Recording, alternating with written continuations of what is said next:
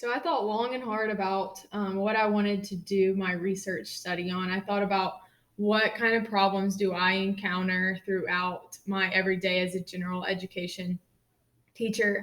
And really, the past 2 years, I've seen a lot of students with anxiety, increasing anxiety. And so I decided to focus on the benefits of small classroom size.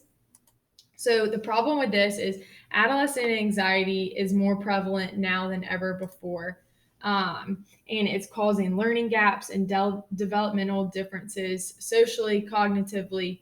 And in addition to that, class sizes have increased in the state of Alabama drastically. So the big problem is the bigger the class size, the less attention an individual student receives, and there's a lesser chance to access the support that they need socially and cognitively to develop and become the most successful version of themselves. Um, so my encounters every day and my knowledge and exposures to anxiety led me to investigate more. I started really paying attention to my students whom I knew struggled with anxiety. I started paying attention to the difference in their behaviors when they were in a larger group. Say we were in a classroom discourse as a whole class, as opposed to if they were working together in, say, a smaller group of two or three peers. And I really wanted to discover if there was a connection between students' academic performance and the class sizes that they were in. So I briefly started researching to see if there was any research studies already conducted on this topic. And I quickly discovered that there was a lot of inconsistent data. So some people strongly believed that there was a connection between class sizes and decreasing anxiety and being able to support and accommodate each and every student. And then there, on the total opposite side, there was people that felt strongly that class size really didn't matter, that kids could be thrown into a class of 24 or a class of 13 and they didn't see any any connection to performing better, which was very shocking to me when I saw that that they believed that class sizes didn't. Because as a general education teacher, I think it is so. I have my smaller classes are so much. I feel like I'm more efficient in reaching every one of my students' needs, and we get through a lot of content a lot quicker just because of the class size. I just feel like all around I'm able to support my students.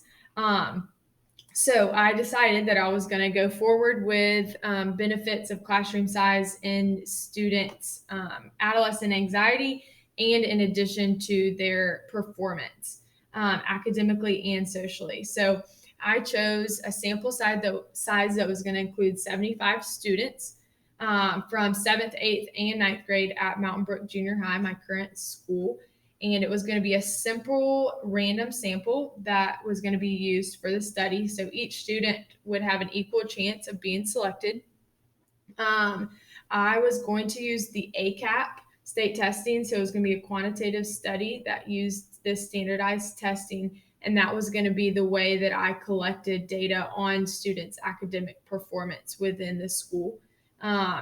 So the selected participants were going to be a small class. We're going to be in small classes of, say, 13 to 15 students for the whole school year. But I was really going to focus on the 3 to 4 months leading up to the ACAP testing, which is usually given in April. So in the spring after the ACAP testing, I was going to compare the performance of small class sizes on students' performance, especially with students that had diagnosed anxiety, and compare them to other school systems that had class sizes of, say, 25 or plus.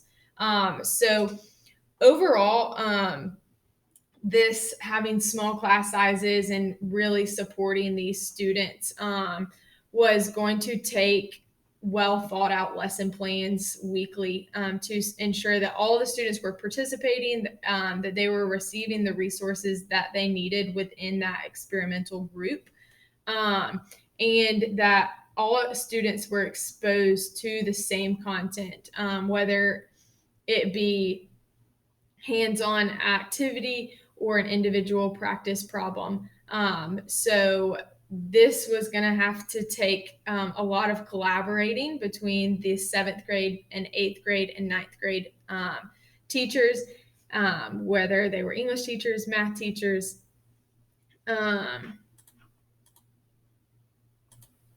So collaborating with the same content teachers, that was going to improve the validity and reliability of the students' process and performance.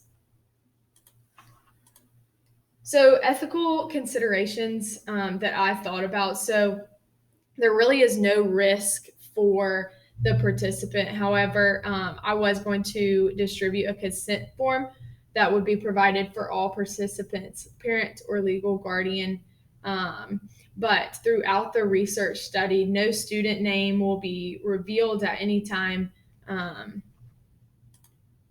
So, due to COVID, sadly, our state, we did not distribute the ACAP testing in the spring last year. So we've not had any data in the past 2 years from the ACAP testing. So I have not been able to compare those results with other school systems to see if students in other school systems that have huge classroom sizes compared to the smaller classrooms at sizes at Mountain Brook Junior High that we were going to incorporate.